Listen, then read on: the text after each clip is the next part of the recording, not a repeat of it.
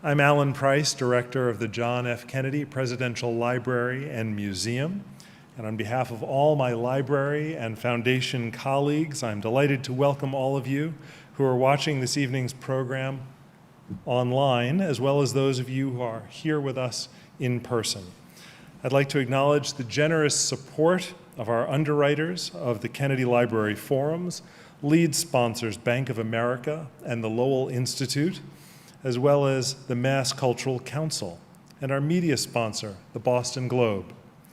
Matthew Delmont has kindly agreed to sign copies of Half American, the epic story of African Americans fighting World War II at home and abroad after tonight's program.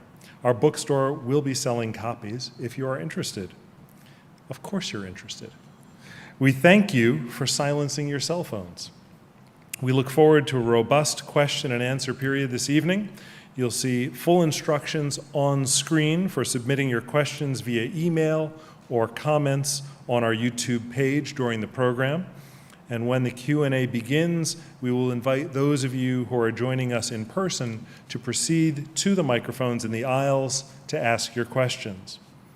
We're so pleased to welcome you all this evening and hope you'll be able to visit us often. Thank you for joining us for this special late night evening. Tonight, in addition to the wonderful program that is about to start, I hope you'll enjoy the opportunity to see our new special exhibit, Service and Sacrifice, World War II, A Shared Experience, located just a short trip downstairs from this room. And we hope tonight's discussion will complement your experience in the exhibit. And since some of the staff are here who have both created the exhibit and created some of the educational programming around the exhibit, feel free to grab them and ask them questions too.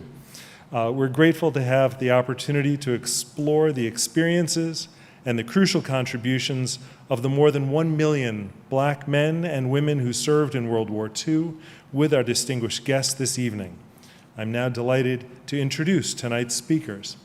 I'm pleased to extend a warm welcome to the Kennedy Library to Matthew Delmont, the Sherman Fairchild Distinguished Professor of History at Dartmouth College, a Guggenheim Fellow and expert on African American history and the history of civil rights. He is the author of 5 books, including, most recently, Half American, the epic story of African Americans fighting World War II at home and abroad.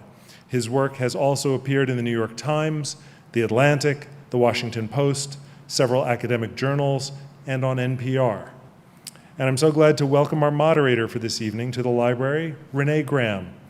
Is an opinion columnist and associate editor for the Boston Globe's op-ed page.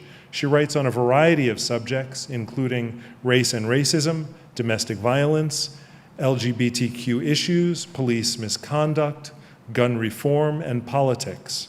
During an earlier stint at the Globe, she was a feature writer, critic, and pop culture columnist. Please join me in welcoming our special guests.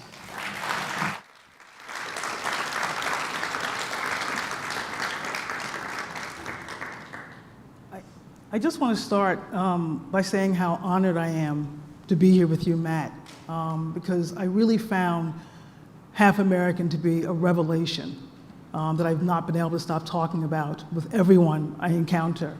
But I'm also honored because I am the daughter, the niece 4 times over, and the cousin of men who served in this country's military since the Korean War. And I just wanted to quickly share a picture of my father.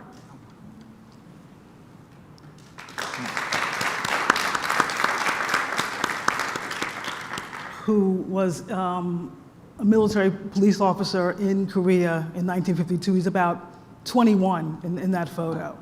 So he was part of that first generation after the Army desegregated. So just wanted to share that. It's amazing. Thank you, Renee. It's a pleasure to be here with you as well. I appreciate you doing this, and thank you for starting with that. It's one of the reasons I wrote the book, was to try to honor Black veterans who served this country. Yeah, I'm only sorry he can't read the book. He would have loved this book. So let's start. We're going to start slightly off topic, but on topic. In June, the conservative-led Supreme Court struck down so-called race-conscious admissions in higher education, claiming they violate the 14th Amendment's Equal Protection Clause. But there was an exception made for military academies. Chief Justice John Roberts pointed to race-based admissions as furthering, quote, compelling interest at our nation's military academies. In her dissent, Justice Ketanji Brown Jackson wrote that the court concluded that, quote, racial diversity in higher education is only worth potentially preserving insofar as it might be needed to prepare Black Americans and other underrepresented minorities for success in the bunker, not the boardroom. What was your reaction to that exception, and what do you think was the motivation behind it? I would say I was both surprised and not surprised. Surprised because it seems so curious to be a footnote in this larger decision, but not surprised because it, I think, recognizes that the military has taken a more leading role with regards to racial diversity and racial equity in our country really since the executive order that President Truman signed in 1948. If you look at the composition of the military today, Black Americans, Latino Americans are overrepresented relative to their percentage of the population in the military, but predominantly they're in the enlisted ranks. So as you move up through the ranks at the officer corps, you see fewer and fewer minorities, fewer and fewer people of color.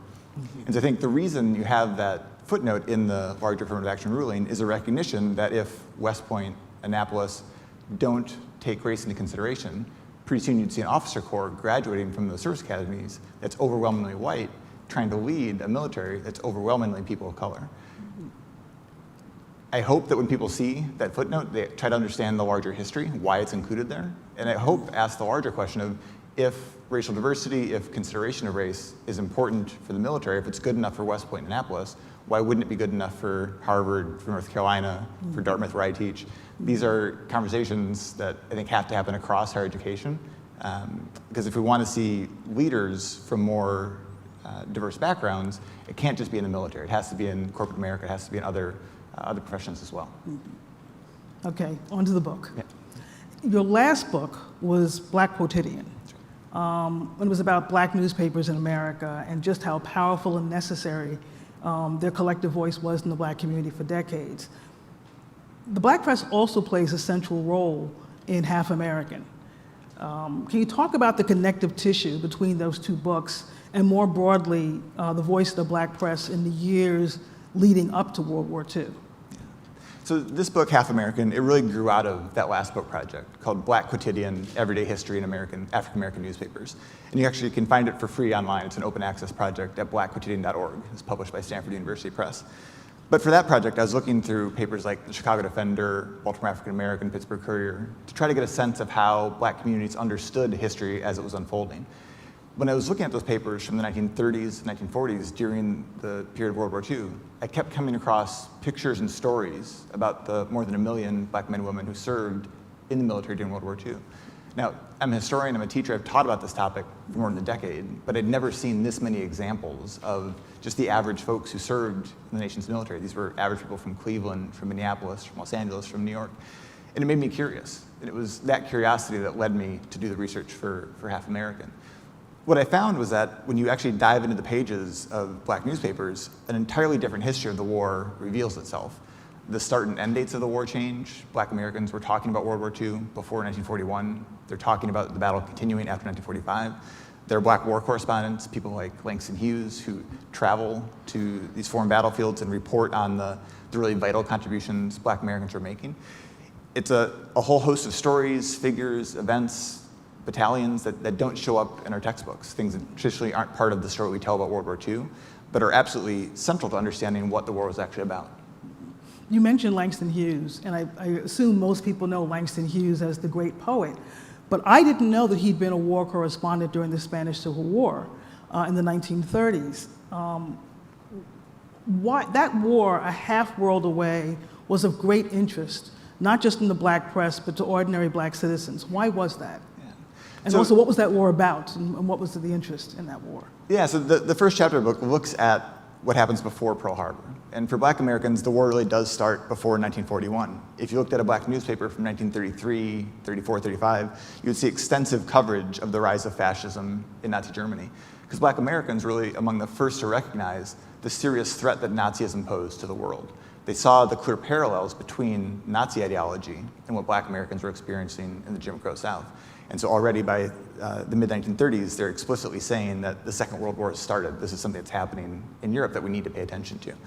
When the Spanish Civil War starts in 1936, after General Francisco Franco's forces stage a military coup against a democratically elected government in Spain, that too captures the imagination of Black Americans. Because again, they're saying, look, like this fascism, it's not just something that's going to be isolated in Europe. This is something that is already existing in different forms in the United States. This is something we have to be able to pay attention to.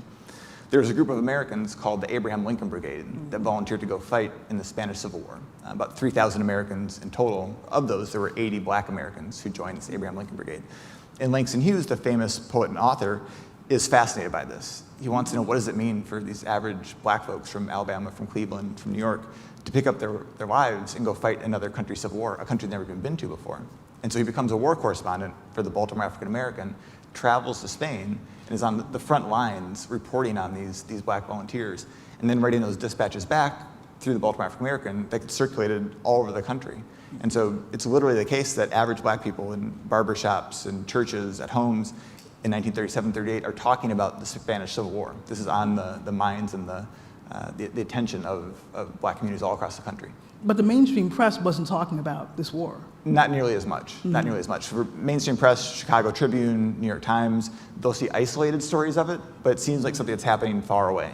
And I think the difference was Black people understood that fascism was not an isolated European thing, because they recognized that Hitler was explicitly drawing on American racial policies to help justify his treatment of Jews in Europe. The Jim Crow was like a kind of blueprint for Hitler. Yeah, Jim Crow is a blueprint for a lot of what happens in Nazi Germany. And so every time a new policy is passed in Germany, the segregation of Jews on train cars, theft of Jewish property, violence against Jewish communities, that shows up in the Black press, but it doesn't just show up, it shows up with a sense of urgency. Because Black editors, Black writers, Black activists are saying, this is something we have to pay attention to, because we're experiencing the same thing here in the United States. And so there's a sense of urgency and moral clarity that you see in the Black press that just doesn't show up in the mainstream white press.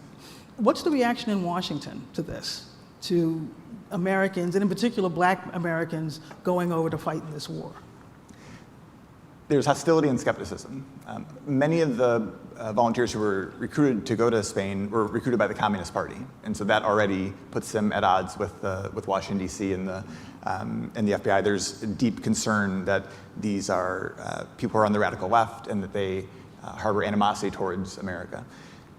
There's a long history there, but part of the story is that Black Americans saw a clearer vision of racial justice being articulated by the Communist Party than they saw in many of the mainstream political parties in the United States. Regardless of that, the volunteers who go to fight in Spain, many of them then end up fighting in the US Army during World War II. But the way they're received by Washington, D.C. is with hostility and skepticism, because they are suspicious of this effort to fight against fascism. They consider it too soon to be opposed to fascism in Europe. And a lot of Americans were very isolationist at that point as well. They didn't see this as their problem. Absolutely. I mean, the mainstream political opinion for President Roosevelt and for the majority of Congress is one of isolationism. They don't see this as a conflict that America needs to get drawn into or should be drawn into. And so it really isn't until the bombing of Pearl Harbor that it forces America's hand. America takes halting steps in the years leading up to 1941, agreeing to be the arsenal of democracy, provide the tanks, the trucks, the bullets, the ammunition that the Allies will need to fight the war, but they stop short of declaring military contribution, actually declaring that the military will be part of this war. Black Americans, by and large, have a different perspective on this. They think America should become involved sooner rather than later, because they see this as a vital issue that's going to spread internationally sooner rather than later. Now, before World War II, Black people had fought in every single war, including World War I. And there was a sense after World War I, in the same way there was with World War II, that this was going to change things, that this was going to be a death knell for Jim Crow. That didn't happen. How were Black veterans who came home from World War I treated? Horrendously, in most cases. As you mentioned, Black people have served in every conflict the United States has ever been a part of. The American Revolution, Civil War, World War I. More than 300,000 Black Americans served in World War I. And there's this hope that if we prove ourselves through our patriotism, through our service to the country during this war, we'll be able to come home to actual freedom and democracy. We'll be able to come home and see an expansion of equal rights. In fact, the exact opposite happens. There are racial conflicts, race riots, racial attacks all over the country in the so-called Red Summer of 1919. Black communities are intentionally targeted and attacked by white mobs in many cases.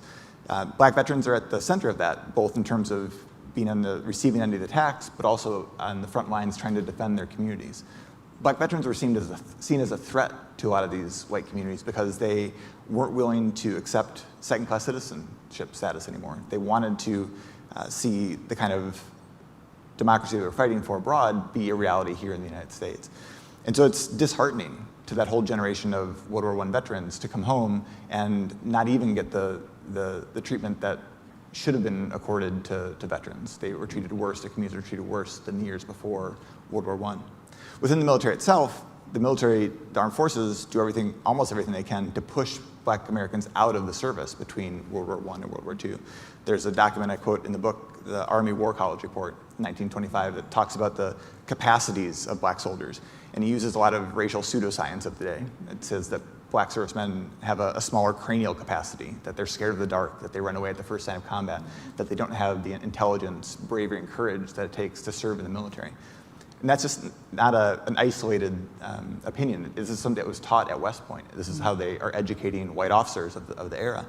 That is used as justification to help push Black Americans out of the service. And so the percentage of Black men in the military between World War I and World War II declines. And so in the lead up to World War II, one of the first things Black activists have to do is fight for the opportunity to fight.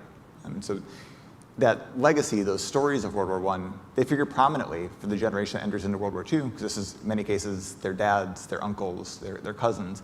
They hear these stories of World War I veterans, and they want to right that wrong. For people who don't know, could you explain what the Red Summer was in 1919? So the Red Summer is describing the bloodiness of the racial attacks that happened all across America in the summer of 1919. There were attacks on Black communities in Chicago, in Tulsa in 1921, in large cities and small towns all across the country. In many cases, these were clearly targeted at Black communities that were prospering. This was something that was an attempt to reinstitute and strengthen the hold of Jim Crow segregation policies on Black communities. And so that summer, the Red Summer of 1919, was something that really, it shook Black communities all across the country because it revealed the depths of hostility that a lot of their white neighbors held for them. And it really did strengthen the ties of Jim Crow in a way that made the conditions, the social and economic conditions in the 1920s for Black Americans worse than they were in the years leading up to World War I. So you have 20 years later, you get to say 1939, so we're just on the brink of World War. But Black Americans want to fight. They want to defend their country. Why? You had a country that didn't appreciate what they did in World War I and in fact punished them. And it was, I've read, and you have it in your book, that it was very dangerous for veterans to wear their uniforms, and that there were veterans who were found lynched because they were wearing their uniforms. Why did they want to fight? My students ask me that all the time. Like, why on earth, in the lead up to World War II, would Black Americans want to serve in the military? And there's a few different motivations for it. One, there's still this hope, this desperate hope, that by serving in the military, it will enhance the fight for civil rights. It seems almost impossible for that to be true, but that was part of what was on the minds of Black newspaper editors, Black activists, Black citizens in the lead up to World War II, that this time has to be different. The scale of the war is going to be different. Our participation in it is going to be the foundation for our increased, enhanced battle for civil rights. Part of it was also economic. There's a recognition that military service is something that Black Americans are paying into as taxpayers, but they're not getting benefits from it. They want to be able to serve in the military to get the kind of job training that goes along with military service, to get the good pay that goes along with serving in the military, and then to get the benefits on the other side of it. We know retrospectively now that didn't come to pass, but that was part of what was on the minds of people at the time. And then I think the third thing is military service has long been defined with what it means to truly be an American. And that was part of what was on the minds of Black Americans as well. A desire to be finally able to claim that mantle of full Americanness. Once the draft starts, there's also a stick component, that if you don't agree to serve in the draft, you have the threat of going to prison. And there were a number of Black Americans who said, this is not a conflict I want to be involved in. I would rather serve my time in prison than join the military.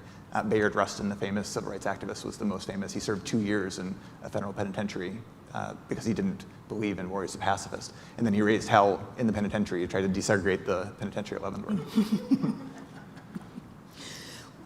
Let's talk a little about, because black veterans and black people in general were fighting wars on two fronts, and that's a big part of the book.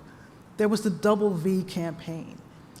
You talk about the Double V campaign, but also where its origin is in this country. So the Double Victory campaign came from a letter that a man named James G. Thompson wrote. James Thompson was a 26-year-old from Wichita, Kansas, and in late December 1941, after the bombing of Pearl Harbor, he writes this letter to the Pittsburgh Courier, which at the time is the largest and most influential black newspaper in the country.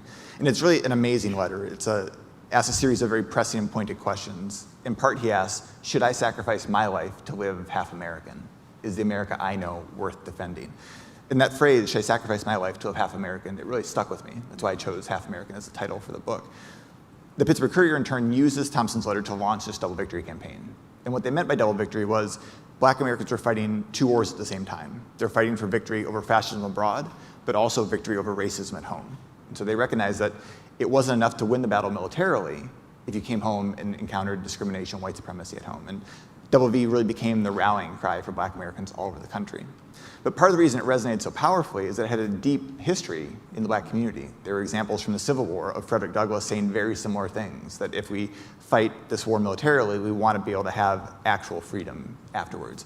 W. Du Bois in World War I said, again, very similar things. We will fight this war, but when we return fighting. We're going to come back and keep fighting for democracy. And so it wasn't so much that the Double Victory campaign was a new idea, but it was a new way of framing a very old concept. And that's what really rallied black Americans around this idea of Double V. Something I found really interesting in the book is so often in the way that history is taught, people think of the civil rights movement as starting in 1955, primarily with the murder of Emmett Till by two white men in Mississippi, but of course also Rosa Parks' refusal to relinquish her seat on a bus in Montgomery, Alabama, which then led to the year-long Montgomery bus boycott. What we get in the book is this idea that the civil rights movement wasn't dormant. It was always active in this country, whether history wants to recognize that or not. So talk a little about, there's two figures who really come out in the book for me. Roy Wilkins, one, and Thurgood Marshall. So explain who Roy Wilkins was. He is so vital in this book, and it's also just a recasting of Roy Wilkins for me. I think of him very much as the older man standing on the stage with Martin Luther King at the March on Washington. But in the 1940s, he was quite something else. Yeah. So historians like to talk about the long civil rights movement. And what we mean by that is the civil rights movement went on for the majority of the 20th century. There's never really a point in which black Americans aren't trying to fight for rights, aren't trying to fight for freedom. In World War II, the way I would describe it is the infrastructure of civil rights gets built out. There's a clarity about the aims of what black people are fighting for that becomes more clear, more widespread during World War II. And so Roy Wilkins is one of the leaders of the NAACP, which is the National Association for the Advancement of Colored People. Roy Wilkins is one of the leaders of this organization. What comes through clearly during the war is almost a radical vision that he's articulating. By the 1960s, Roy Wilkins is on the more kind of conservative end of the spectrum for activists, but during the war, he is one of the most powerful critics of segregation in the military, of the kind of discrimination that black Americans are encountering.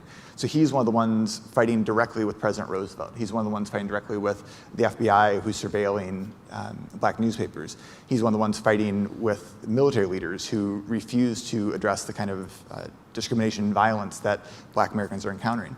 He also had a tremendous way with words. So if you needed a good quip or good quote, he was the person for the job. One of my favorite quotes comes from him in the book. He said, "White Americans would rather lose this war than give up the luxury of racial prejudice." I think it's hard to find the lie in that, because racial segregation made no sense for a military that was trying to fight and win a global war on this scale. I can't make that point strongly enough, that it was illogical, it was time-consuming, it was inefficient, because the military had to do everything in duplicate.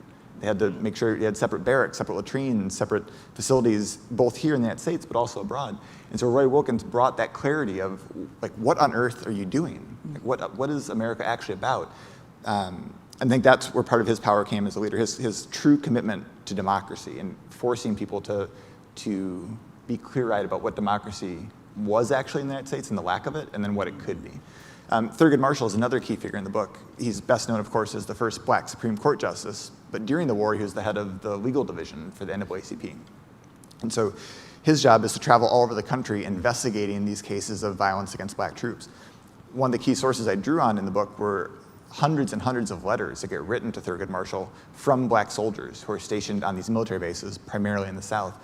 And the conditions they described was horrifying. They described violence, racial epithets. In some cases, black soldiers were killed here in the US while training, or in altercations that happened with bus segregation. They were being forced to move to the back of buses in the South while wearing their military uniforms. Soldiers killed by civilians. Killed by civilians. All of these show up on the desk of Thurgood Marshall. And so he's bringing these cases to military leaders, bringing them to the White House. The thing that struck me from those letters was the clear sense that these black servicemen and women felt like they were at war here in the United States before they were even deployed. They said they would feel safer once they left Mississippi, Alabama, and Georgia and actually went to the Pacific European theater. The one other person I mentioned is Elle Baker, NAACP colleague of Thurgood Marshall. She's probably the most important person to understand in the history of civil rights in the 20th century. She's right up there with Martin Luther King and actually did more work as a kind of grassroots activist. And yet, most people have never heard of her. Yeah, so Elle Baker, if you don't know the name, make sure you know the story, and it's in this book. But what's interesting, I think she's probably best known as a grassroots organizer in the 1960s, working with SNCC, the Student Nonviolent Coordinating Committee. During the war, she was the head of branch membership for the NAACP. And so she was traveling all across the country, holding leadership training workshops for average black people in these small towns and cities across the South and the Midwest.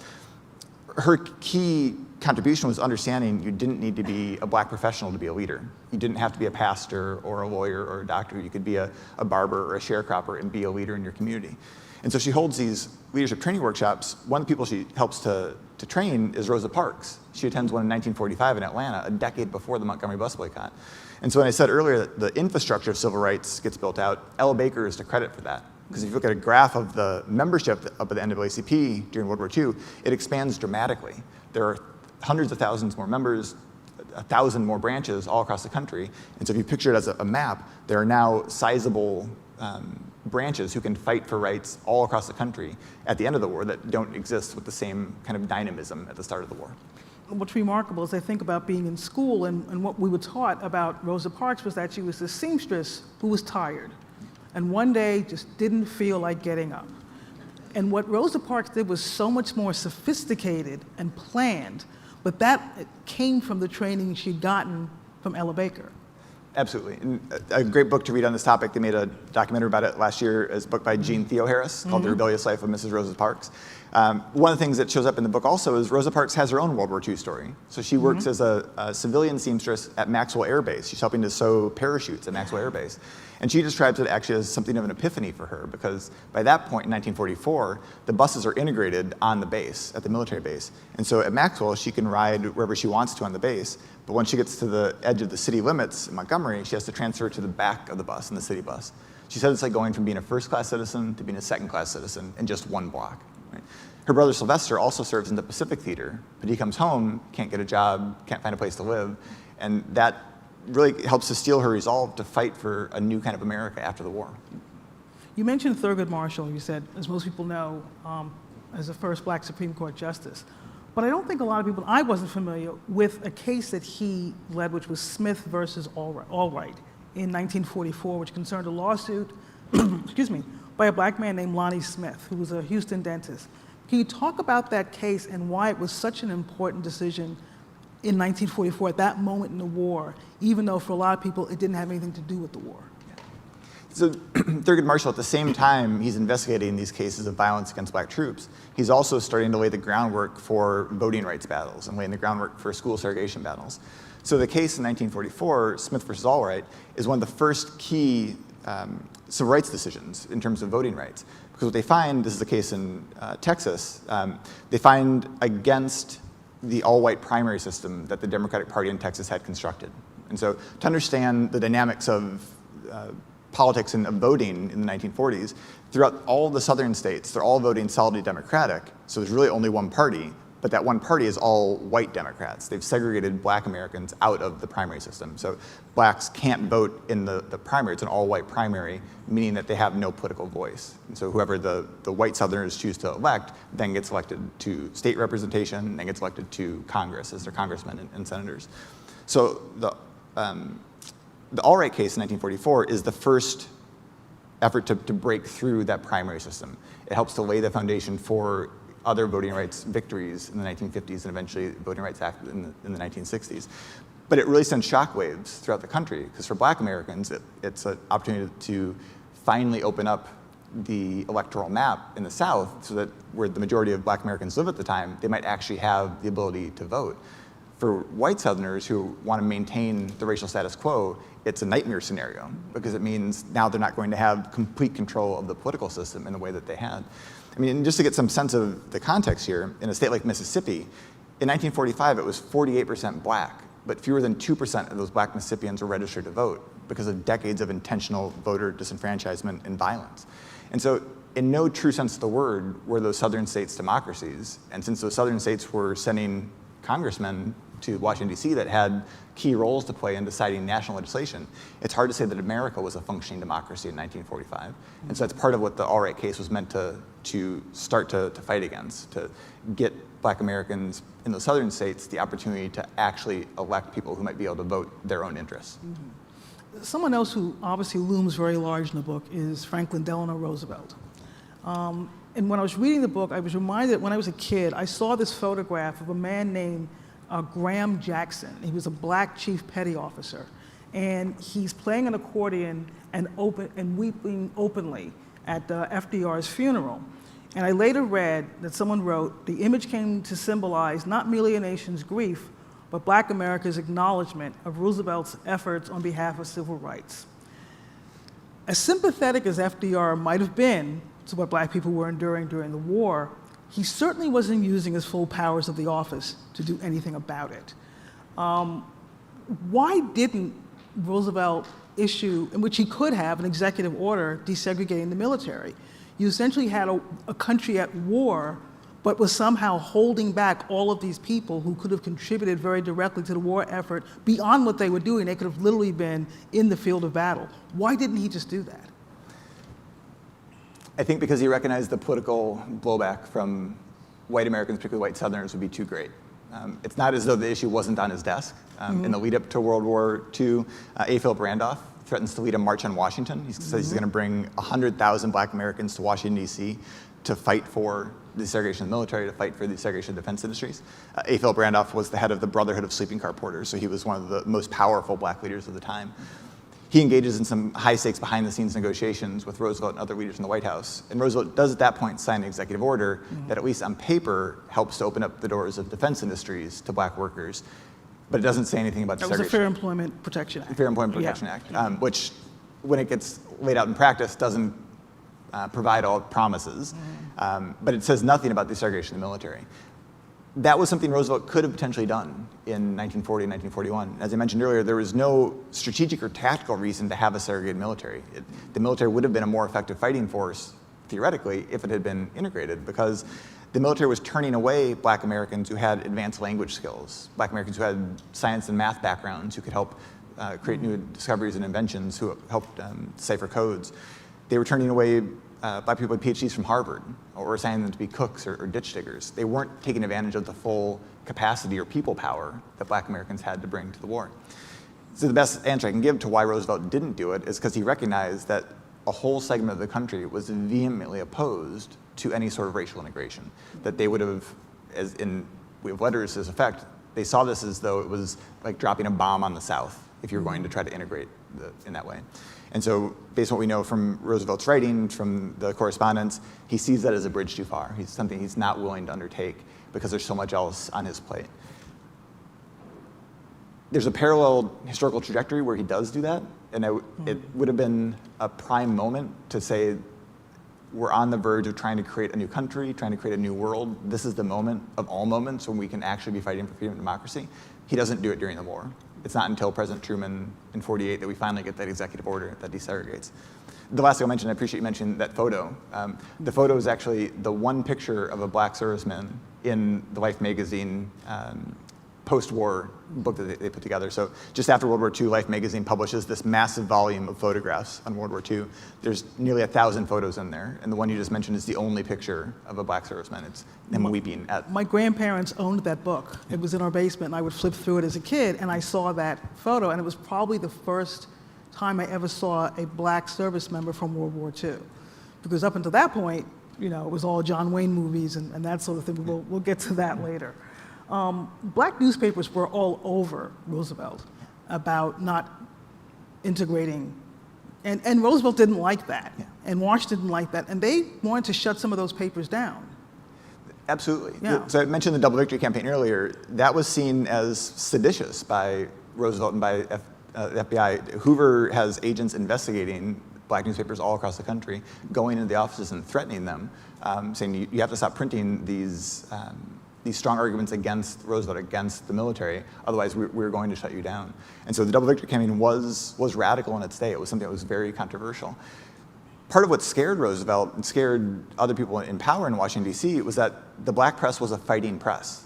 And I think that's something that we can take as a lesson for today. There wasn't this sort of sense of false equivalence between two different positions. There wasn't this kind of both sides journalism where you report on what one party says and what the other party says, and no one actually makes any attempt to try to find what the actual truth was. The black press always had a clarity of vision and a sense of urgency about fighting for equality, fighting for a better country for black Americans, the country that America could be as opposed to the country that it was. And they called out hypocrisy when they saw it. And so they were adamant that Roosevelt could do more and should do more to advance democracy, to advance equality at all points, before the war, during the war, and after the war. And that's what threatened Roosevelt and other leaders so much. But that's so much of what he did in those fireside chats and when he was rallying the country, with the war. But I always had this feeling that this country goes through its existence with one arm tied behind its back because it wants to protect white supremacy and systemic racism. Is it possible, and it's hard to speculate, but let's do it anyway, that World War II could have ended sooner and lives could have been saved if America had gone to battle with a fully integrated military? The military would have been more efficient had it been integrated. I think there's lots of speculation we can have. I can absolutely say the military would have been more efficient had it been integrated. And I can say that because, taking a big step back, I don't know if we've said it as clearly as it needs to be said, the entire military was racially segregated during World War II. The Marine Corps doesn't allow any black Americans to serve at the start of the war. It's not until end of 1942 that they create the first cohort of black Marines at Montford Point. In the Navy, black men can only serve as mess attendants, where they wait on and serve white officers. They can't take on any other roles until very late in the war. That's inefficient. It costs people lives because it's not, again, taking advantage of the full capacities that black Americans can bring to the military effort. So from that perspective, the military would have been more efficient had it been integrated. The war could potentially ended sooner. And another kind of counterfactual, if black Americans had chose to not participate in mass, America would have been a much less effective fighting force. The war could have turned out very differently because when you get into the later parts of the war, black Americans are the backbone of the logistical effort for America and the Allies. And so that's a different component of understanding how absolutely essential black Americans were to helping win the war. For black Americans, there's long been this sort of marriage of necessity between dissent and patriotism. And protests born from a patriotic need to push this nation to live up to its ideals. Talk about how black people expressed their patriotism through dissent during the World War II years, but also how accusations of being anti-patriotic was used to quell dissent. So on the first point, one of the things that comes through so clearly in this time period is that you can't separate dissent and patriotism for black Americans, particularly not in World War II, because black servicemen and women, black activists on the home front, and average black citizens understood that they were fighting to make America a different kind of country. Like, yes, they wanted to win the war militarily, but they didn't want America to be the same kind of country it was in 1941. That was the last thing they wanted. They wanted to fight for a different kind of country. That came through as challenging, as in some cases seditious, certainly as dissenting to a lot of white Americans. It scared a lot of white Americans and white officials. But what was powerful about it is it was a bold vision of democracy. It was a bold vision for the country that could be. It wasn't willing to accept the second-class citizenship status they had. It wasn't willing to accept a watered-down version of Americanism. They wanted the full reality of what's actually written on our founding documents. They wanted that to apply to them and to everyone. I think some of the best examples are there were units of black servicemen stationed all over the world that raised money to send back for civil rights campaigns here in the United States. So in Ella Baker's papers at the Schomburg Library in Harlem, there are a number of letters with troops essentially passing the helmet around to gather up $125, $336 to send back from Normandy so that activists here in the United States can fight the other half of the Double Victory campaign. And they write as much. They say, we're fighting for freedom over here in Belgium or in France. We want to help people who are fighting in Chicago, in New York, in Alabama. And so that, for me, I think really clearly articulates that sense of patriotism as service, but also patriotism as dissent, this kind of critical sense of patriotism, that you recognize that the country you left isn't the kind of country you want to return to. And that whole generation of black veterans comes back and they keep fighting.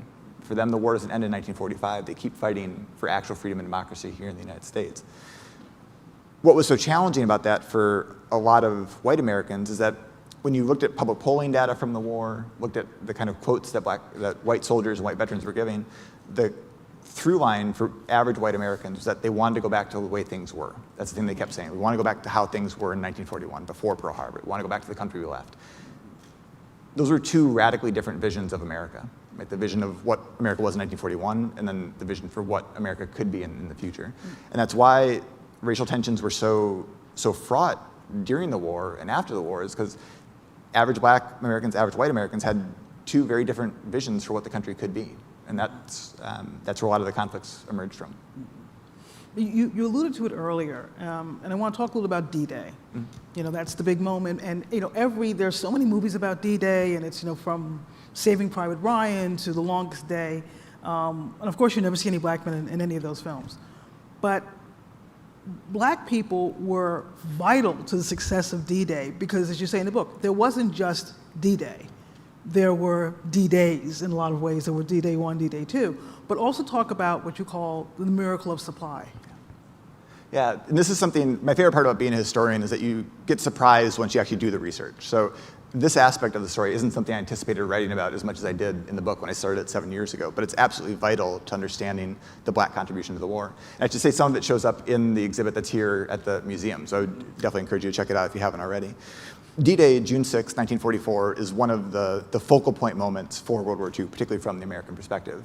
But of course, D-Day just stood for Day of the Invasion. There was still D-Day +1, D-Day +2, and it was really the weeks and months thereafter that turned the tide of the war.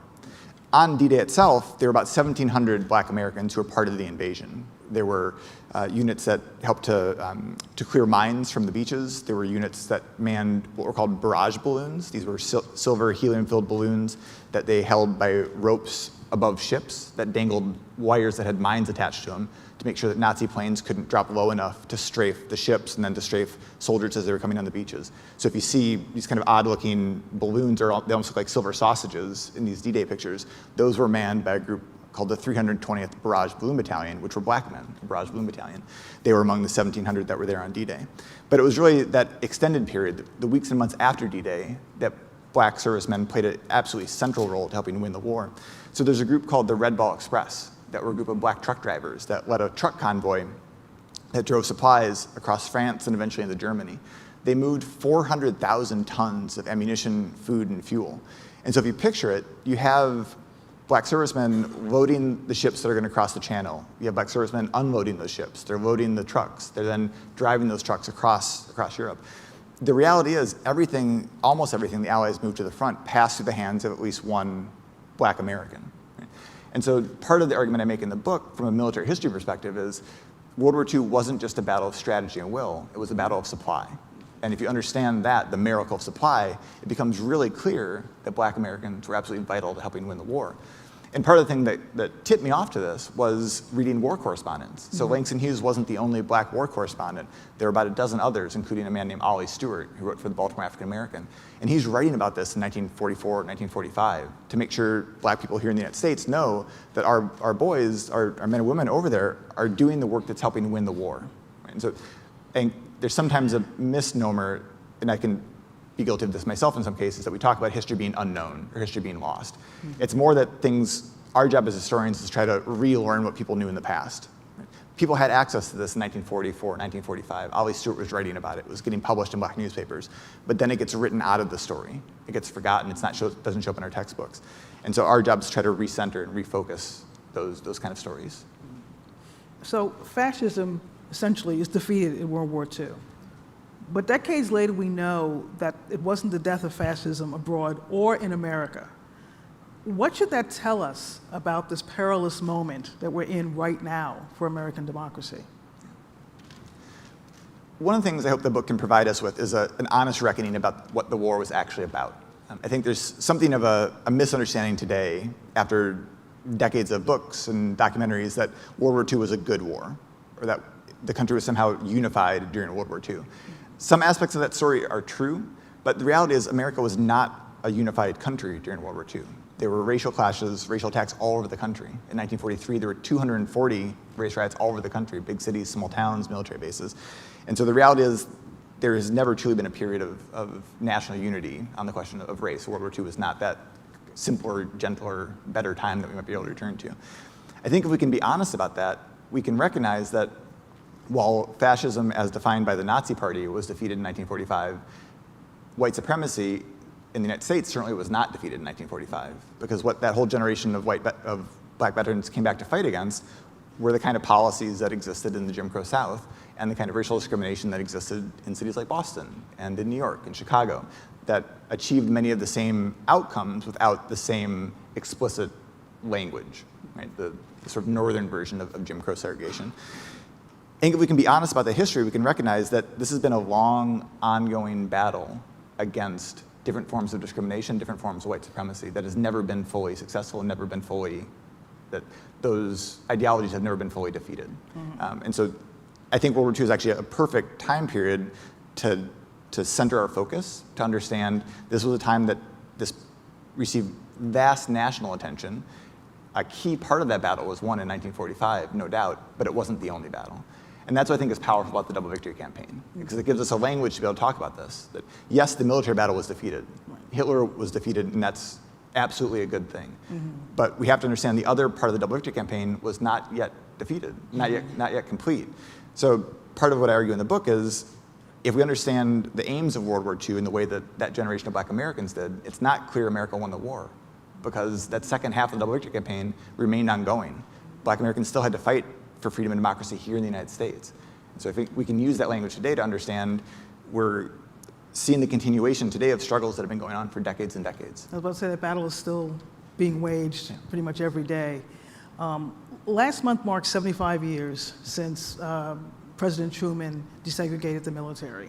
And in the book, you describe that desegregation as both late and early, which I like, by the way. Why did you characterize it in those terms, in terms that people might consider conflicting? Yeah, so I describe it as late because, for all intents and purposes, Roosevelt could have done this in 1938. I think that's part of where Roy Wilkins' quip that white Americans rather lose the war than give the luxury of racial prejudice comes from. That it was a luxury that the military didn't desegregate sooner. It was the luxury of racial prejudice that prevented Roosevelt from doing that. It could have happened in 1938, but it did not.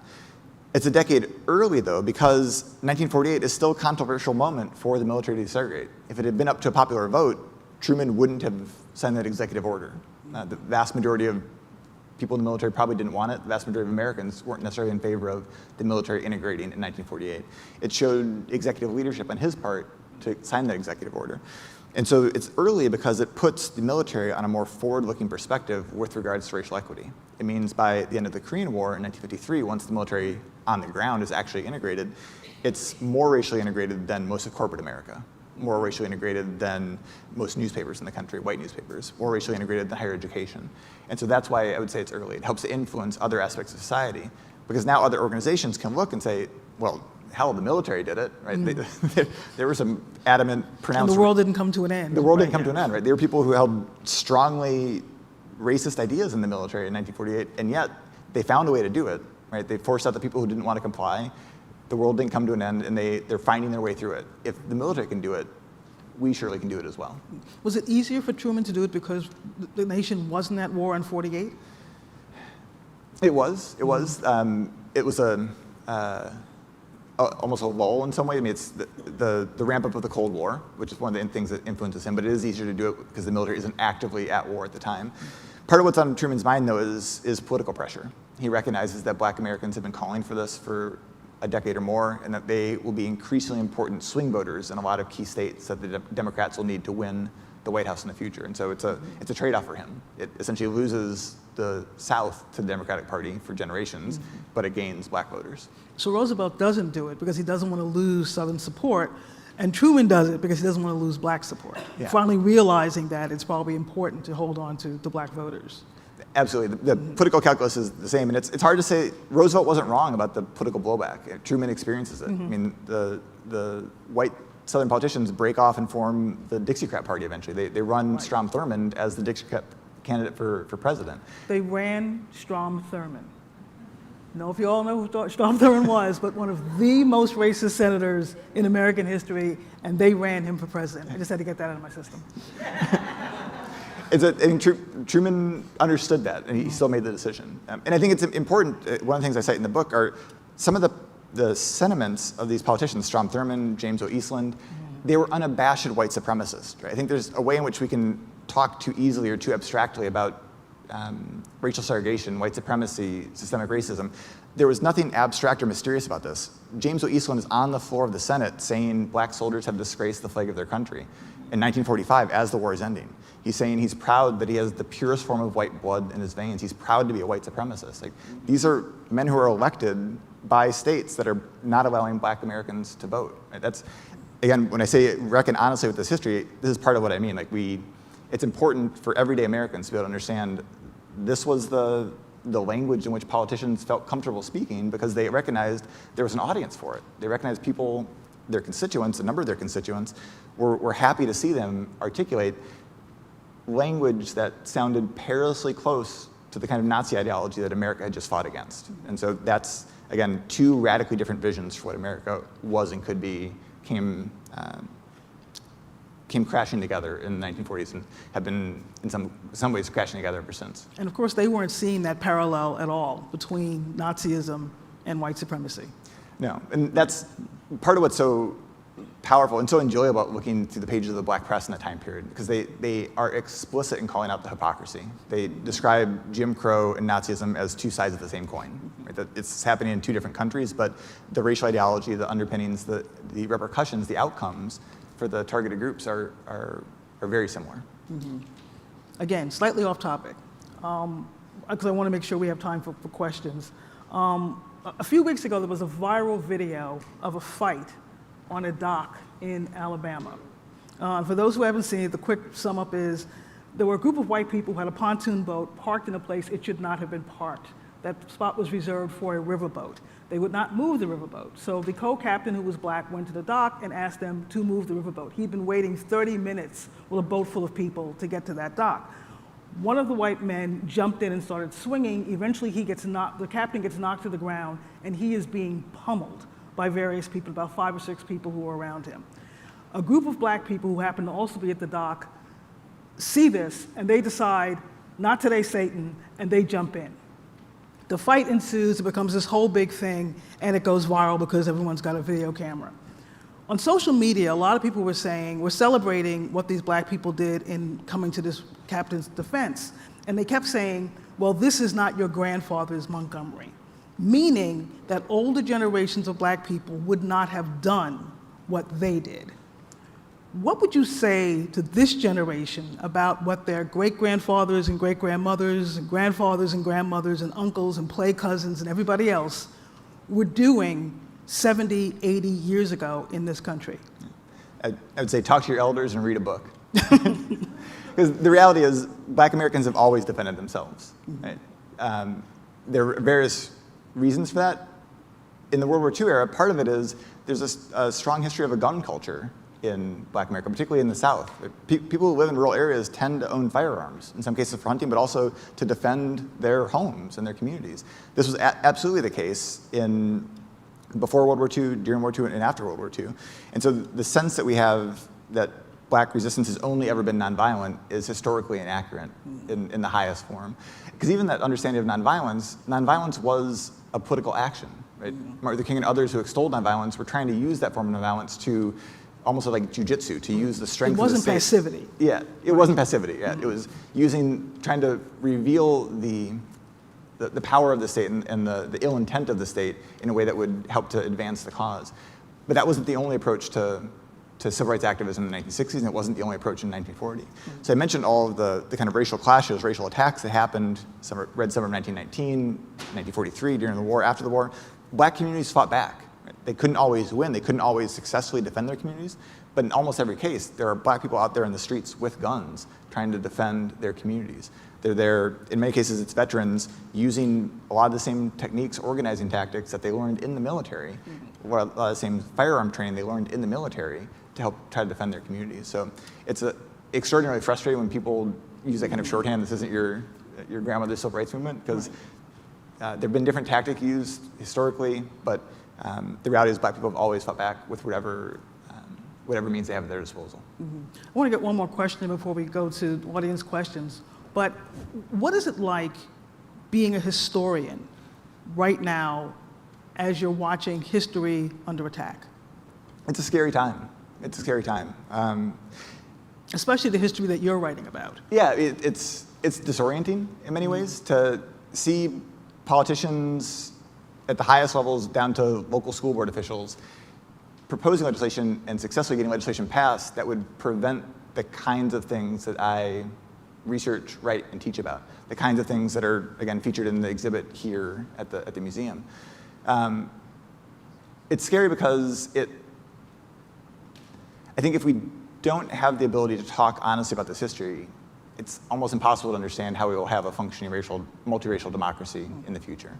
And so I think that the thing I say to my students, I would say to you if you find yourself in these conversations, is think about what is the purpose of history. Right? History isn't just meant to make us feel good. It's not a set of stories that are meant to only bring us joy and make us happy about our country or about our families or about the world. There are many of those stories in our history. There's many of those stories in our book that should make us proud of our country and proud of everything that that generation has done. But that's only ever part of the story.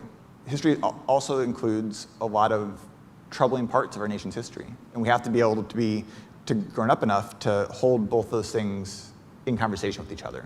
The really laudatory parts, the celebratory parts, but also the really challenging parts. History is also about evidence. I think that's the thing that I also find frustrating, is that the things I write about in this book are true regardless of whether President Biden's in the White House or President Trump or Obama or Bush or whoever's in the White House in the future. There's sometimes a sense people have that you just get on cable news and kind of shout different opinions at each other, and then the segment ends and that was it. That's not how historians operate. Right? We'd spend countless hours doing research with primary sources, trying to bring those sources in conversation with each other to offer up an evidence-based analysis of the past. If you find yourselves in conversations about whatever the keyword is of the day, critical race theory or something else, ask people what they mean by that. Ask people what they're trying to not have show up in our schools. If they want to make it impossible for us to talk about the history of World War II, ask them why that would be. Like, why wouldn't you want to know about the contributions of black veterans? Why wouldn't you want to know about the struggles that were going on in our country to make America a better democracy? There's almost always something else at play. They're using history as a focal point to try to advance different political agendas, almost always in bad faith.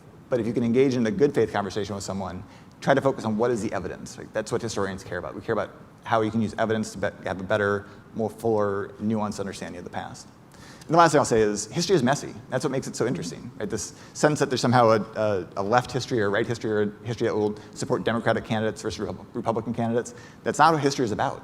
Right? This part of the joy of history is trying to grapple with how did people make sense of the world in which they lived in? How did they make decisions very much like the ones that confront us now?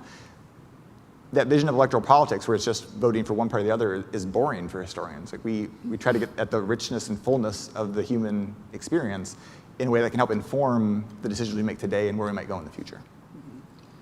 Countries are messy, history is messy. That's okay. Yeah. So we should go to questions? Yeah.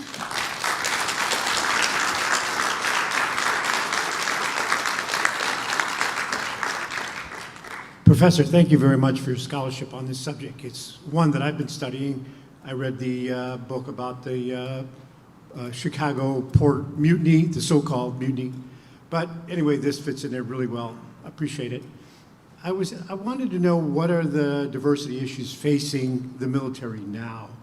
There seem to be more women. There are other non-white people involved in the military. You mentioned it earlier that there could be a difference between all-white leadership and diverse military. So what are those issues facing us now? Yeah, thank you for asking. I think for me, the military is a really interesting case study with regards to diversity, because they've thought about this longer and harder than almost any other organization in the country, in part because they've had to.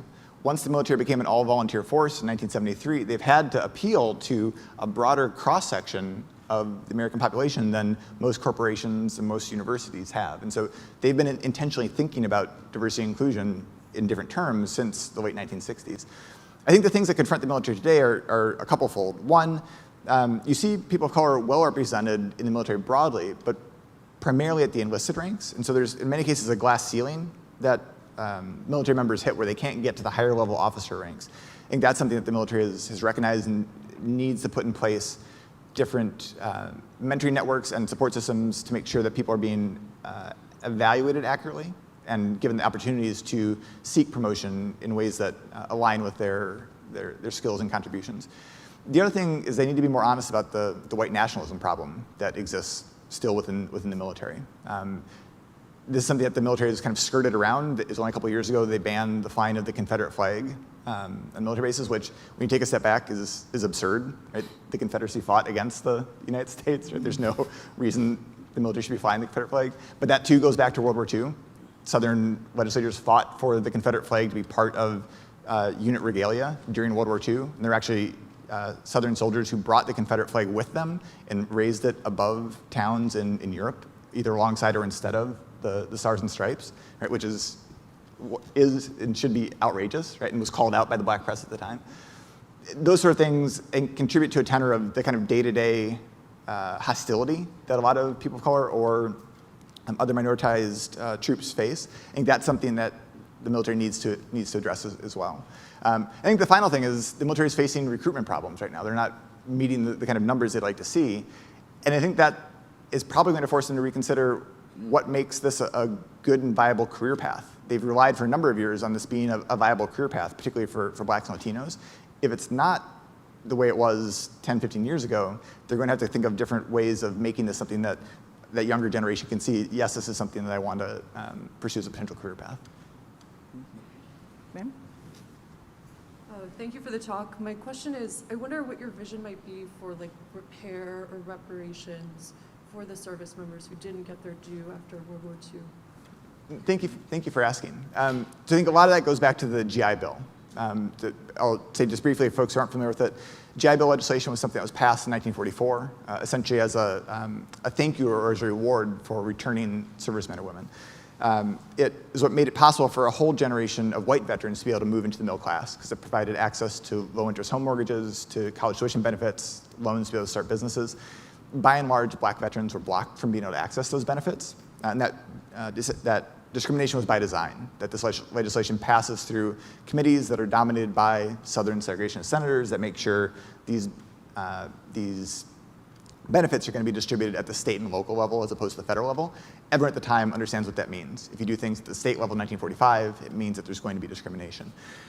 In terms of repair reparations for this, there actually is legislation that has been proposed last year by Congressman Moulton and Congressman Claiborne called the GI Bill Repair Act that would, if passed is a huge caveat given Washington, D.C., but if passed, would extend those GI Bill benefits to surviving descendants of World War II veterans. There's economists at Brandeis who are doing research on what the long-term cost of this discrimination has been, and what they found is it's about a $100,000 difference in terms of what white veterans from World War II were able to get from the GI Bill and what black veterans were able to get. And so part of that vast racial wealth gap we have in the country is due to that. I think it's unlikely probably that legislation is going to pass as is. There's a potential that different pieces of it might get broken off. I think that would be beneficial. The other part of repair, I mean, monetary repair is of great importance. Another part of repair is acknowledging the wrong that was done to that generation of black veterans.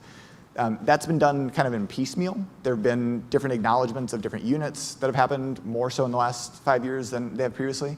But to my knowledge, there hasn't been an overall recognition either by the armed forces that military segregation was wrong, the kind of discrimination was wrong, or that the GI Bill disproportionately was not available to black veterans. I think that kind of just acknowledgement would be one step towards repair as well.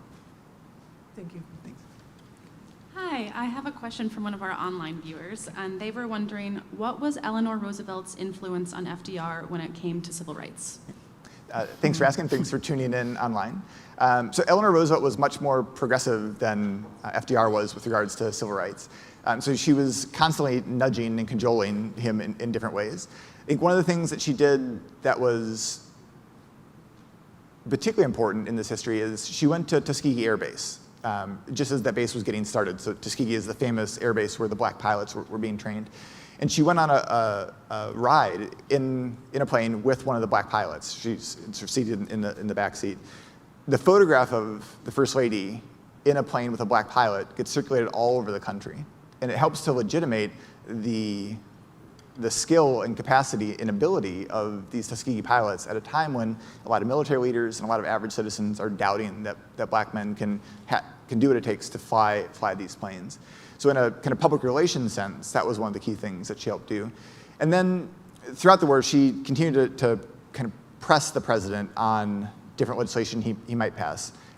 She played a small role in the executive order with regards to the defense industries, the Fair Employment Practices Commission. And then after the president's death in 1945, after the war, she does play a role with the formation of the UN in pushing for enhanced human rights protections as well. Hi, first of all, thank you. Secondly, I have more commentary than question.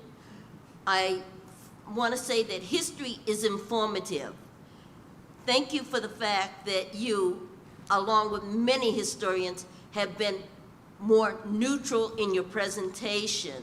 You present the facts, not just the facts that you want seen or the facts that are popular.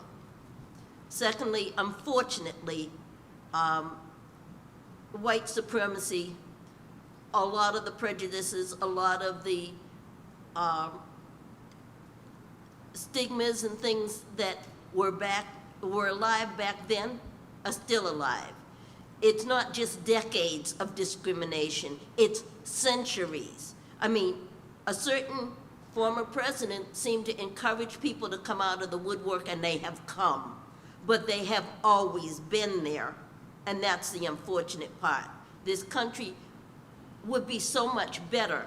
I don't know that it would be greater per se, but it would be so much better if people could acknowledge that we all bleed red blood. When a person gets cut, it's not a difference in color. So why should they seem to think that we're different? Thank you. Just to ask something about that, weren't blood banks segregated during the war? They were. Yeah. Again, the illogic of segregation. The Red Cross segregated blood donors during World War II, even though there's no scientific basis to do that. Hi, thank you. So I'm wondering, after publishing this, in regard to curriculum in public schools and even at the university level, what maybe organizations or maybe collaborations with you have reached out to change the way this is being taught in public schools? Because when I think about my World War II education in school, I remember the Holocaust and white women had to take care of the house on their own, and that's really it. So I'm curious if there's anything happening right now to change that going forward. Yeah. Thanks so much for asking. I mean, I'm a teacher at heart, so I think all of this is part of a larger goal to try to get this history out to as many people as possible. So in terms of formal K through 12 education, I've been able to partner with the Zinn Education Project and Gilder Lehrman Institute to be able to share. At this point, it's been about 4,000 copies of the book with high school teachers and students all across the country, thanks to some support from Dartmouth College that's provided resources to be able to do that. And seeing what the teachers have been able to do with the book in the classroom. Some of this is on social media and Twitter. They've had students do poetry related to the book, use the book for art exhibits, just amazing things they never would have imagined. But I know it's not enough to push back against the the vast number of legislative attempts to curtail how we teach this history, but it's my small effort to get the history out there in different ways. And then beyond that, I've been able to do some teacher education workshops with different community organizations or museums. About a month ago, I did 2 with the Holocaust Museum in Washington, D.C., with educators who were there learning about different approaches to teaching that time period broadly. And so I was really thankful to be able to weave in this history to think about how it helps us understand the history of the Holocaust in different perspectives. And then like maybe a future outlook for this, like in regard to like education, what do you think, you know, because that sounds awesome. So what are you hoping the outlook is going to be? Yeah, and my hope is to keep, I'm going to keep trying to send the book to as many teachers as I can and try to be supportive in that way. And hopefully, by virtue of doing presentations like this, radio things, TV things, it provides, and I'm certainly not the only historian writing about this time period or about civil rights, African American history more broadly, but I'm one of a number of voices that hopefully provide a foundation of accurate evidence-based information that people can tap into to broaden what's in their textbooks. I think I would never say anything critical at all about anyone who teaches in junior high or high school, because there's so many challenges of trying to cram that much information into that small of a time period. So I see this book as partly providing an additional resource so that when you get to that part of your textbook that covers World War II, if there's only a page on black contributions to the war, now you can go find an essay online, or find a radio interview or a podcast, or check out this book, or maybe get copies of this book for your class from one of the organizations I mentioned, so that you can bring your students this broad information. Actually, hello, thank you. I so enjoy your passion, both of you, on this subject. As an educator of many years, it relates to the prior question, to relating to critical race theory. Again, you have somewhat answered that question, and I wonder what you say to your students in the university and what you might say to educators everywhere who are influenced one way or the other pertaining to critical race theory. Just hearing you, both of you, in your passion and the passion of educators, many educators who want to share the history and want to share these historical moments that you mentioned, even you were surprised to read about. So again, it's a repetition and a statement, and in closing, what would you say to all educators in the universities, K through 12, in addressing this very important need for critical race theory? Yeah. Thank you for asking. I think the thing I love about being a teacher, being an educator, and being a historian is the sense of curiosity and exploration and finding new things and putting new things into conversation and being surprised by what you find and having to change your opinion because you found something new. That's what I think teaching, research, and writing is meant to be about.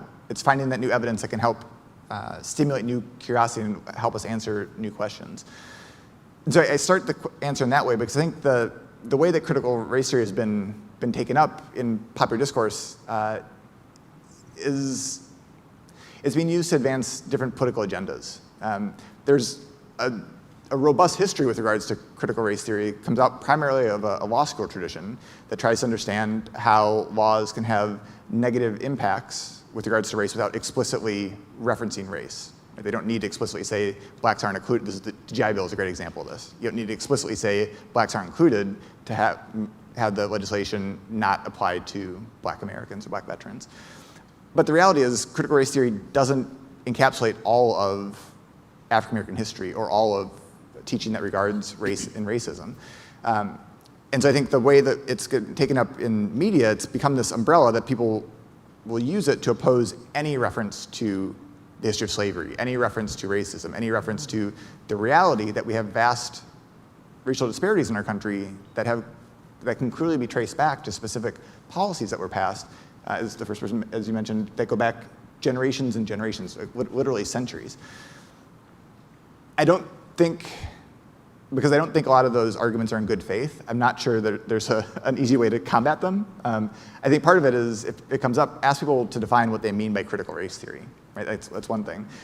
But then I think it's really having a commitment to what do we value as teachers, what do we value as educators, and what do we value as citizens, right? I would hope that we would value an honest accounting of our past, an honest reckoning with the past, that stimulates curiosity, stimulates an embrace of the messiness, as opposed to a kind of myopic, I'm going to vote for this person so I can only look at this part of history, right? So if I look at this other part, it might lead me to ask questions that I maybe shouldn't be asking. I also think that focusing on curiosity, focusing on evidence, it opens up questions. And I think that's what is so important for students, is that if you, I'll be honest, I didn't love, don't tell other historians this, I didn't love history as a student because I thought it was about memorizing dates and facts and just regurgitating them on tests, right? It wasn't until I got to grad school I understood that history is actually about exploration. It's about trying to understand all these different, it's putting puzzle pieces together, right? That's what's fun about it. That's what makes me so angry, I think, about so much of the political discourse, is that it's trying to take the enjoyment, the curiosity, the learning out of our engagement with history, that we can only focus on this sort of factual accounting and only some facts that make us feel good or make us happy.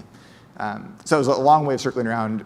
For me, it's primarily about curiosity, evidence-based inquiry, and embracing the messiness of this puzzle as we try to put it together.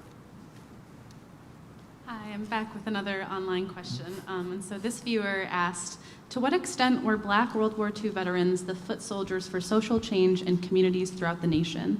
And they said, as an example, in their hometown of Conyers, Georgia, Black veterans were responsible for everything from forming a Boy Scouts troop to forcing the county to pay rent, to create a new school for Black children. Thanks for the question. So they were absolutely essential in all aspects of the civil rights movement in the years after World War II, in part because Black veterans came from every walk of life. I can highlight just a couple people. Debbie Johnson Roundtree was in the Women's Army Corps. She came back, got a law degree from Howard University Law School, and opened up a law firm in Washington, D.C. that won a number of important civil rights cases in the 1950s and 60s. And then Medgar Evers is someone who I actually closed the book with. He was part of that Red Ball Express that I mentioned earlier. He loaded cargo for those Red Ball Express truck drivers. He was just 19 years old when his unit landed at Normandy, just days after the D-Day invasion. And after the war in 1946, he tried to lead a group of Black veterans who tried to register to vote in Decatur, Mississippi, where he was from, only to be turned away by a white mob with guns. And he, as we know, dedicated his life to fighting for civil rights, fought for voting rights, civil rights, helped investigate the lynching of Emmett Till in 1955, until he was eventually assassinated in 1963. And he was buried with full military honors at Arlington National Cemetery. And so Evers, I could give you thousands of different examples, but the reality is the war didn't end for Black Americans in 1945. They came home and they kept fighting, and Black veterans were right at the foreground of leading that civil rights revolution in the years after the war. Thank you. Thank you for both presenting tonight. I was just curious, as a professor and a historian, do you struggle with trying to reach a particular generational demographic, as opposed to, I'm Gen X, the millennials and any generation, or do you or I guess I'm asking, was it a struggle to try to reach every generation with the message? Yeah, thank you for asking. So I've been teaching long enough now that I've seen a couple generations of students, and so the examples that I might have used when I started teaching in 2008 don't work anymore, because now the students have just been born in 2004. My goal is always to try to meet students where they are. And so I think particularly for a topic like World War II, for my generation and those older than me, you can almost take for granted that they understand some of the basic foundational aspects of World War II. Right? Even referencing something like Saving Private Ryan, right? They get it. My students today, if I reference Saving Private Ryan, it's unlikely they've seen it, or it seems like a very, very old kind of war movie. And so trying to meet students where they are, it's trying to make those connections between the past and the present. And I think thankfully, because I teach history of civil rights, African American history, history of World War II, it's almost frustratingly easy to make those connections between 1940s, 1950s, 1960s, and what's going on right now. I say frustrating because we were talking about this backstage before we got on, I'd like to think the country would have figured it out by now. Right? I was writing the chapter called Homecoming in the summer of 2020, just as the protests about the murder of George Floyd are happening. And so I'm writing about the dozen black veterans who were killed in 1945, 46, 47, and trying to wrap my head around how and when will our country ever learn from this history as it's continuing to unfold in front of us. But for students today, they can get that, right? They understand Black Lives Matter because they see it all around them, and this history gives them a sense of where that came from, right? That these struggles are not new and they have deep roots. And that's part of the sense of urgency, that people are fighting today because their parents, grandparents, great-grandparents fought a lot of the same battles in the same streets.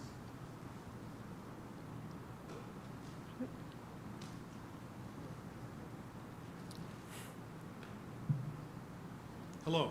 I don't usually go to the microphone, as this audience knows, but for me the subject is personal, so I thought I'd take a moment since nobody else had come to the microphone.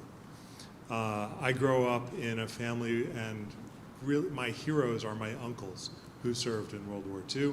I have one uncle who's a quartermaster for the Tuskegee Airmen. His brother is a driver in the Red Ball Express. Another uncle is a scout and forward observer for the artillery, as so many indigenous Americans are assigned as scouts because the assumption is they can live off the land and things like that. And my father, who's a bit younger, serves in the then freshly integrated Army as one of the first African-American second lieutenants to come through that era. And with that sort of history and passion, I later joined and became a second lieutenant in the Army as well. So a lot of this history feels personal to me. I have two questions because there are stories that were told to me, but I don't know the evidence that may or may not be behind it. One story is that the vast majority of the African-American troops come through the North Africa campaign and into Italy rather than the Normandy invasion because England did not want that many black troops quartering in England in advance of the invasion. Is there evidence behind that story? Is first question. So I'm not sure about the numerical numbers, but certainly there's evidence behind different allied countries not wanting black troops sent there. So England was one of them. Australia, early in the war, they have a white-only Australia policy for immigration, so they are adamant they don't want black troops sent there until they're desperate for troops, and then they relent and have black American troops sent there. And so there is certainly evidence that England was reticent to have too many black troops quartered there, in part because while the English townspeople were open and welcoming to black Americans, white American servicemen not so much. They tried to import American Jim Crow policies in Great Britain, and they got so bad that there were actually riots in England in the lead up to the D-Day invasion. And the second story I had been told is that one of the reasons the Red Ball Express is constituted the way it is because General Patton himself, wanting to move faster than the enemy can retreat, is trying to win a logistics war, and where others are not accepting black troops, he welcomes them as a strategic advantage to just keep moving. Is there evidence for that? That is true. That is true. And one really nerdy military history fact, part of what was so amazing about the Red Ball Express, it gave the American military a decided military advantage over the German army that had more horses than they did trucks. Right? So we sometimes think about the German military as the blitzkrieg, that they're moving at this lightning speed. That was true in some capacities, like with their tanks, but they actually still had a huge number of horses. They didn't have the same fleet of trucks that America did. So these American trucks and the black men who drove them really did help to turn the tide of the war, and so they helped to fuel Patton's rapid advances across France and into Germany. I'm really looking forward to reading this book. Thank you both. Thank you. Any other questions? Oh. Hi, my name is Jan McManus. I just wanted to make some commentary as an educator, a black historian. My family's military history is noted in a paper in South Carolina, Edgefield Times. They gave us a whole section about 50 or 60 years of family participating in the military. So the McManus family is listed there. For those who need some field trip stuff, A. Philip Randolph statue is in the Back Bay Station in Boston. It's bigger than the one in Washington, D.C. And it was created by a black woman. And it also has the history of the sleeping car porters. So if you're in Back Bay Station, that's something to do. There's a rumor that my grandfather knew Strong Thurman from South Carolina, and also Dr. Mays. Some of you have to research who Dr. Mays is. I attended the NAACP conference, and the Freedom Libraries have reemerged. So they are collecting books that have been banned in Florida to send them to churches and different organizations. And I had the distinct privilege of working with the Tuskegee Airmen at the Massachusetts Department of Education, and he just died last year at 95. So those are my little notes to share. Thank you. Thank you. Thank you.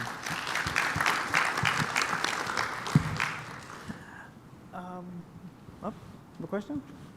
Come on up. Come on. Go ahead.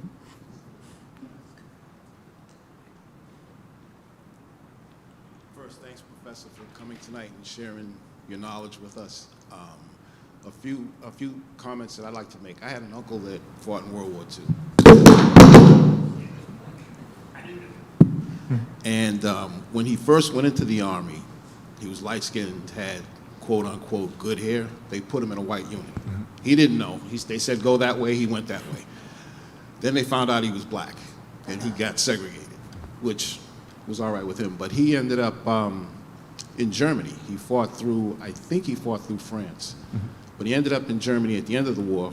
He saw the horrors of the concentration camps, and he ended up being part of the police action. When it got time for the troops to come back to the United States and they were sending them home, they didn't know what to do with the black soldiers. So he was on a troop ship heading to Japan for the invasion. But before he got there, they dropped the bombs, and he ended up being part of the police action in Japan also. And I've read a couple of books. I read with Charles Sasser's book about the 761st. I read Kareem Abdul-Jabbar's book. I read a couple of books about the Tuskegee Airmen, and the guys in the 761st, they didn't trust Patton. They thought he was a racist. When he brought them up, he really had no choice to bring them. I think they were based in Louisiana here, if I remember in the book correctly. And the first mission he sent them on was a suicide mission. He thought they were going to get wiped out, but they came back. And they just didn't trust him. One of the tank officers, one of the tank commanders, he sacrificed his tank to save the battalion.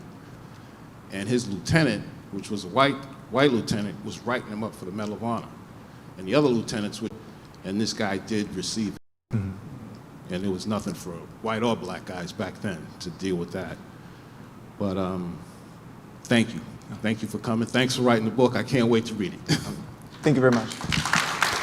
I can't recommend the book strongly enough, and so I want to thank all of you tonight for being here, but I especially want to thank you, Matt, for this extraordinary history of these unheralded American heroes, the black men and women of the greatest generation. Thank you, Renee. Thanks, everyone. Appreciate it.